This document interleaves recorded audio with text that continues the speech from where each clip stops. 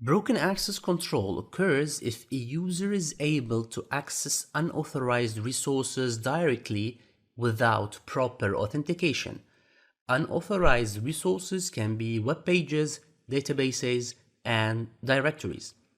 Applications have various account types depending on the users, such as admin, operators, reporting, group, etc. One common problem is that developers restrict access to these accounts on the UI side and neglect putting the same restrictions on the server side. If exploited, an attacker can easily have admin rights. In order to protect ourselves from broken access control, it is always important to invalidate tokens and cookies after logout, forced login logout after a password change, and secure resources on the server itself and not only from the UI interface.